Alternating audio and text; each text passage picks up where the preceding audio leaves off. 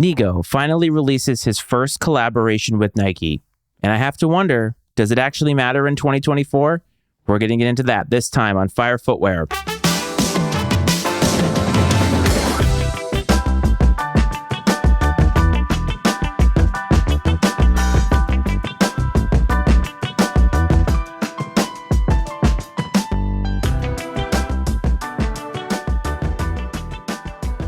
Welcome back to Fire Footwear, everybody. As always, this is your host, Matt Frates, and I hope that this finds you well. I want to thank you for staying the course with us as we get through this content journey.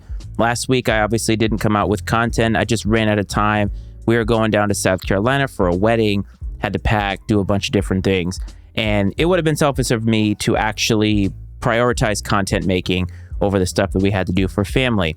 And speaking of family, before we get into today's episode, I do want to mention that on the personal front, there are some things happening with some of my extended family, mostly my aging parents, and I don't know what that's going to look like right now. I'm going to continue to try to make content ahead of time so that you all can have content to listen to.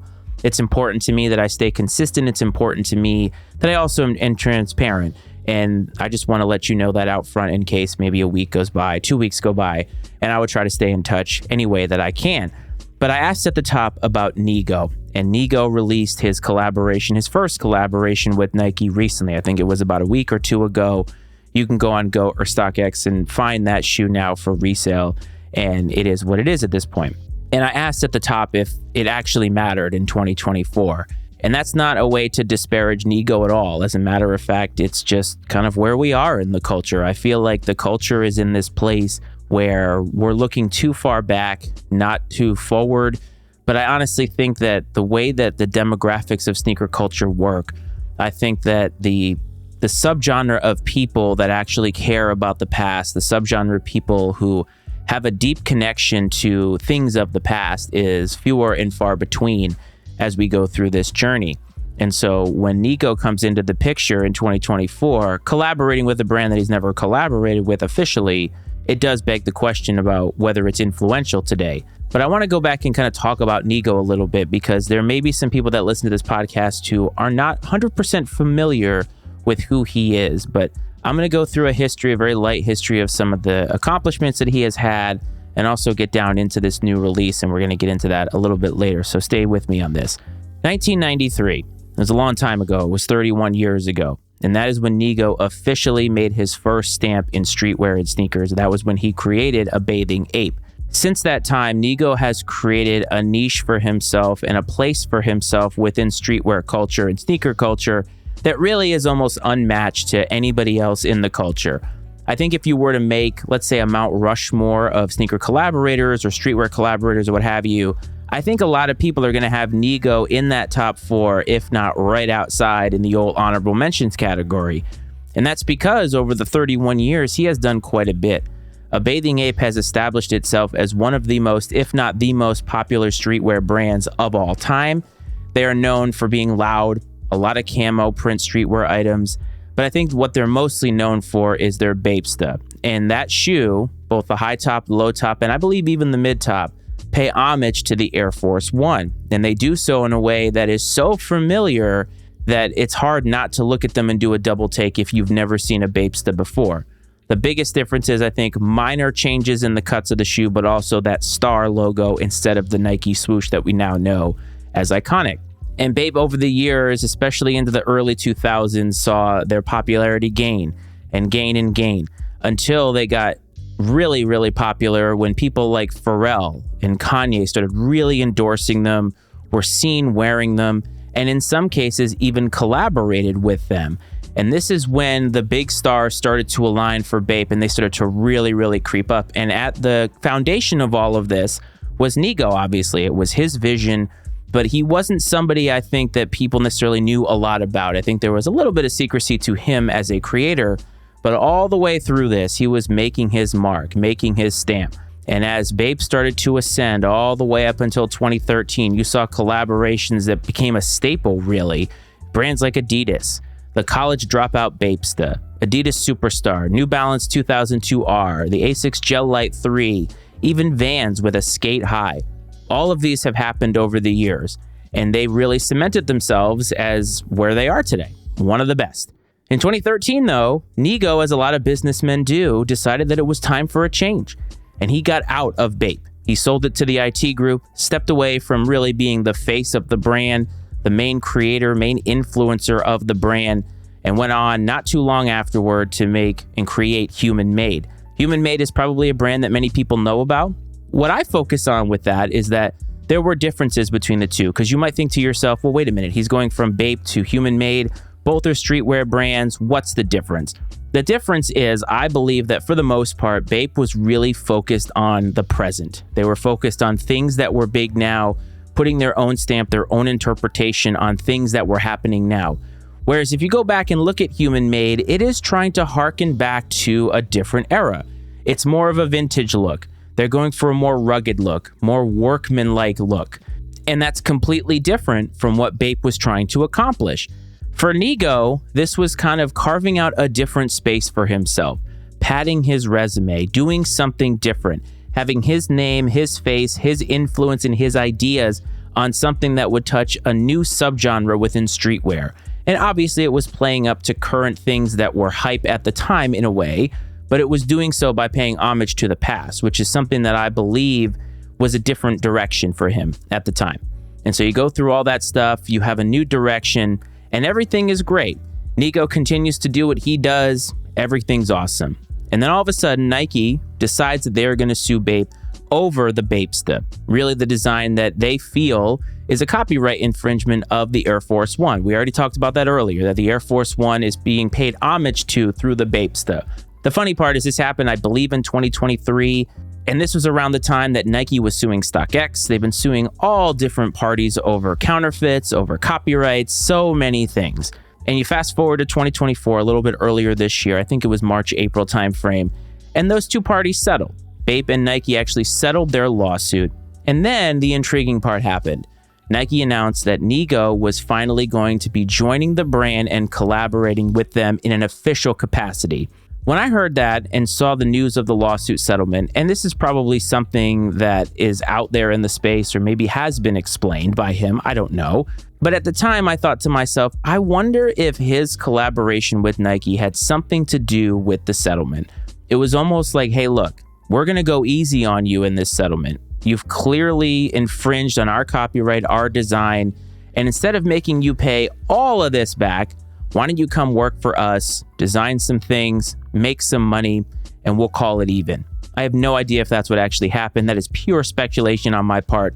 Somebody out there may know more than I do. Hell, even Nigo might be listening to this and say, no, that's exactly wrong. But that's what I thought, and I wondered. And I think other people wondered it too. And I think it was a natural question to ask, a natural progression of all the information, all the context clues that we were getting over this time period. And so everybody is kind of excited, or at least intrigued by the idea of Nigo is actually going to be working with Nike.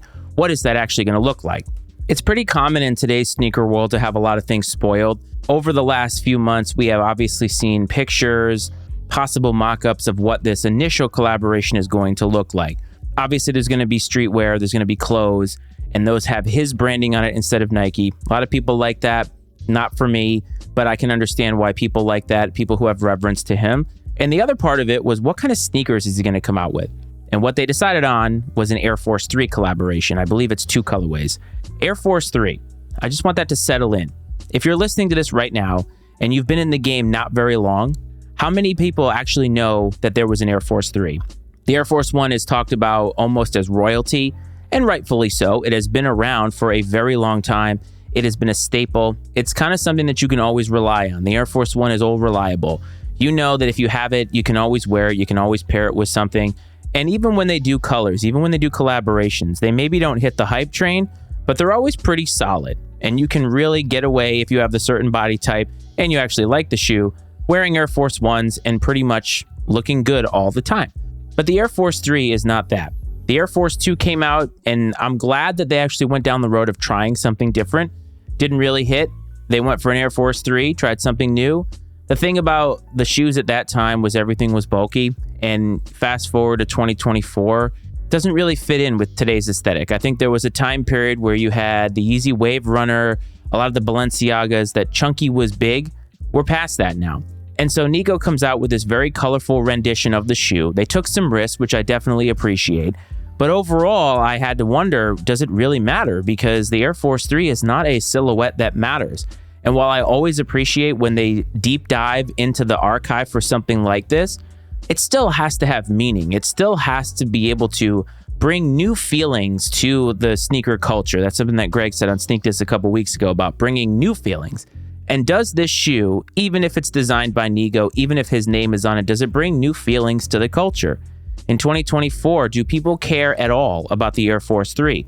And I think the Air Force 3 falls into this category of it means a lot to you if it meant a lot to you before. And I always say this when it comes to movies. If you grew up in a certain era, and let's take 80s comedies, for example, if 80s comedies weren't something you saw early in your life and you're now seeing them in your 30s and 40s, you probably think that they're lame.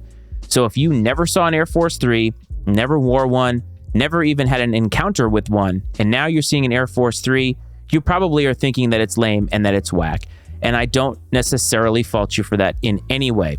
I would venture a guess that the Air Force 3 means something to Nigo. He's obviously been in the game a very long time, probably has tons of stories in his mind and maybe that he's told elsewhere about shoes that he has connected with. Perhaps it was one of the first shoes that he got. Who knows what the story is, but I think it does have some meaning to him internally. But it has to have meaning to sneaker culture overall. If we are going to feel a certain way about it, we have to feel a certain way about it for the right reasons. And I don't feel like this collaboration really accomplishes that. While they take risks, while it looks cool, it's just not for me. And I would assume that it's not for a lot of people. And so it begs the question of Nigo's relevance in 2024. I don't think that he personally cares about his relevance. That's not why he's doing this. He has already established himself, like I said. When it comes to Mount Rushmores, he's probably on a lot of people's, if not right outside of it. And for Nigo, I think that this just adds another layer to his legacy, but it doesn't cement his legacy in any way. It's not necessary. And so for that reason, I do wonder if this partnership over the long haul is actually going to matter. Is it actually going to move the needle? Now, there is still time to figure out whether that's true. They're going to do a lot more work, I assume. But this first iteration, I just have to wonder if maybe they missed the mark a little bit in trying to do something different, which I appreciate. But once again, the execution is just not there in terms of storytelling. And before we get to the end, of course, we have a release of the week.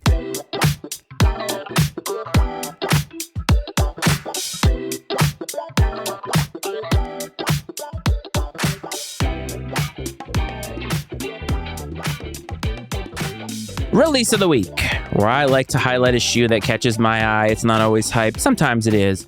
It's just one that I want you to know about. And this week, I'm highlighting a shoe that's going to preview something that we are going to talk about in the next episode, October 19th, which as of the release of this episode is tomorrow. So my apologies if you're getting to this late, but the Nike What the Co.jp Dunk Low. Not because it's a dunk low, and not necessarily because it's fire. As a matter of fact, I'm not a huge fan of this shoe at all. I think What the products in general kind of can be weird. But the reason I say that I want to highlight this is because I think a lot of people don't understand the influence that Co.jp has had on the sneaker community. And so next week, we're going to talk about that. We are going to talk about their history. We're going to talk about some of their most famous releases. And hopefully we can bring a little bit more education, a little bit more hype back to Co.jp that maybe some of the culture has forgotten about. So go take a look at that shoe, and hopefully it spurs you to look a little bit more at Co.jp and learn a little bit in preview of what we're going to talk about next week. How do you feel about Nigo's place in sneaker culture, and how do you feel about his Air Force 3 collaboration? Are you excited about the future? Let me know. Call the Fire Footwear hotline. 202-643-9170 is the number. Don't forget, for all my international callers, to add that country code of 1 for the United States. Very important. I want to make sure that you can get through. And also, thank everybody who listens outside of the US, of course. If you want to find me on Instagram, at Fire Footwear Pod is the handle to do so. We'd love to have you in the group chat. We have a great group of guys. We'd love to add some ladies in there, but honestly, anybody who wants to talk sneakers, we would love to have you. You can find me on TikTok. You can find me on YouTube, Fire Footwear, Sneakers Talk. If you do go to YouTube, make sure to hit like, subscribe, all that good stuff. We're trying to do different content there, and I just hope that you are enjoying it. If you're listening in audio, thank you, but also don't forget to subscribe. Give me a review, some stars, some words with the stars. It means a lot. When people find the show, they know at least what they're getting into, and I love the critical feedback. Hope this finds everybody well, fam. Hope this finds everybody safe, and I will talk to you down the road. This is Fire Footwear.